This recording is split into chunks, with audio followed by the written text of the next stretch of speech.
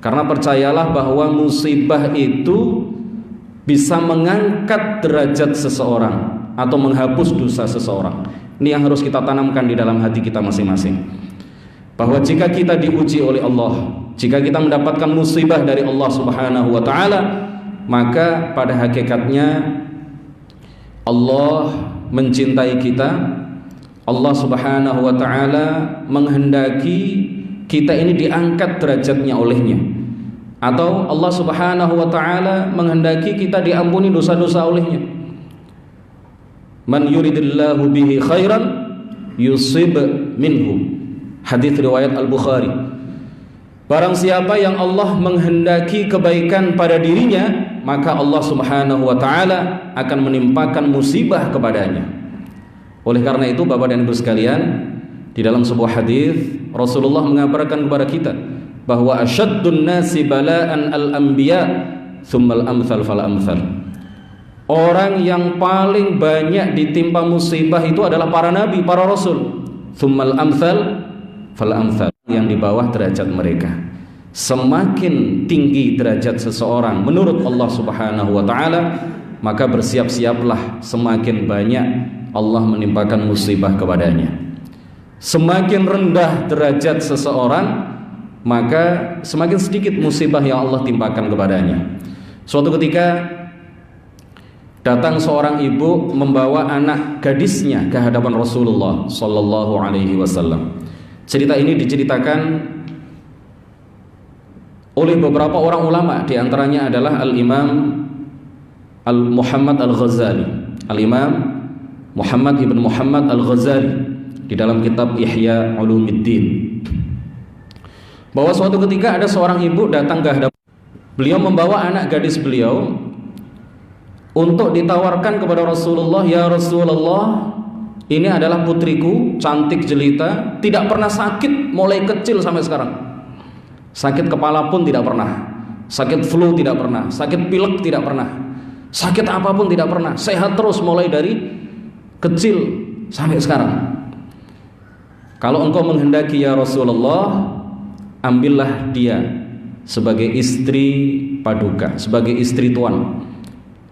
Apa kata Rasulullah sallallahu alaihi wasallam?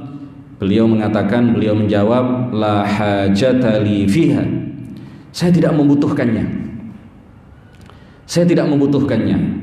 Al-Imam Al-Ghazali mengatakan bahwa kenapa Rasulullah menolak tawaran dari ibu itu?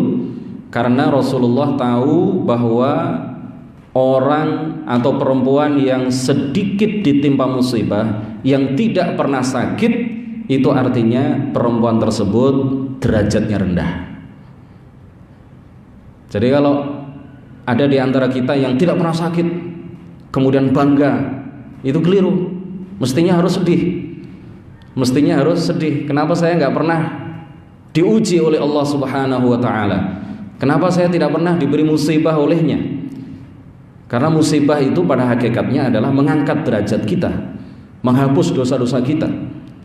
Kalau seseorang sudah terhapus seluruh dosanya karena musibah yang Allah timpakan kepadanya, maka Allah akan mengangkat derajatnya.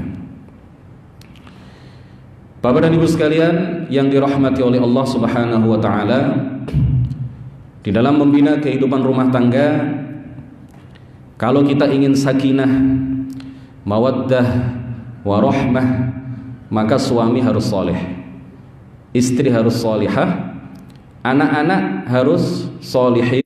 Semua orang di dalam kehidupan rumah tangga, mulai dari ayah, ibu, dan semua anak ini adalah orang-orang yang solihin dan solihat. Insya Allah, Allah akan menjadikan kehidupan rumah tangga itu sakinah, mawaddah, warahmah, penuh kebahagiaan. Nah, untuk menjadi orang yang soleh, tidak ada cara lain. Tahap paling awal, tahapan yang paling pertama yang harus dilalui seseorang adalah belajar ilmu agama.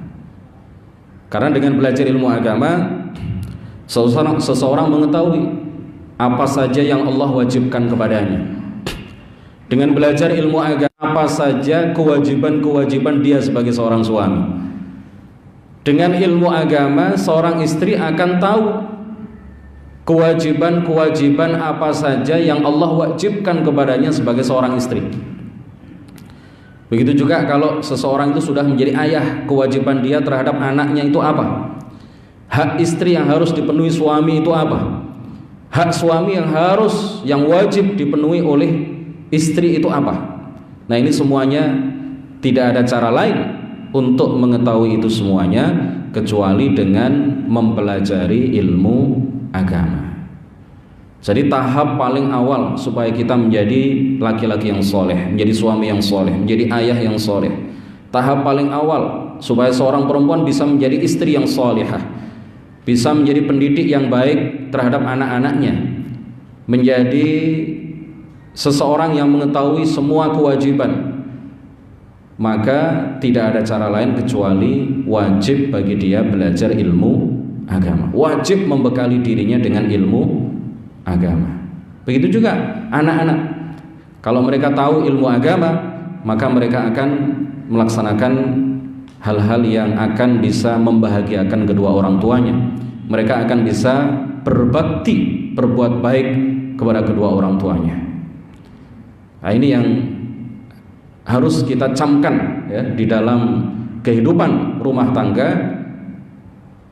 Ayah, ibu, suami, istri, anak ya, dalam kehidupan rumah tangga itu mereka tidak akan bisa mencapai kehidupan yang sakinah, mawaddah warahmah kecuali dengan ilmu agama. Bagaimana cara meraih ridha Allah? Dalam ilmu agama dipelajari.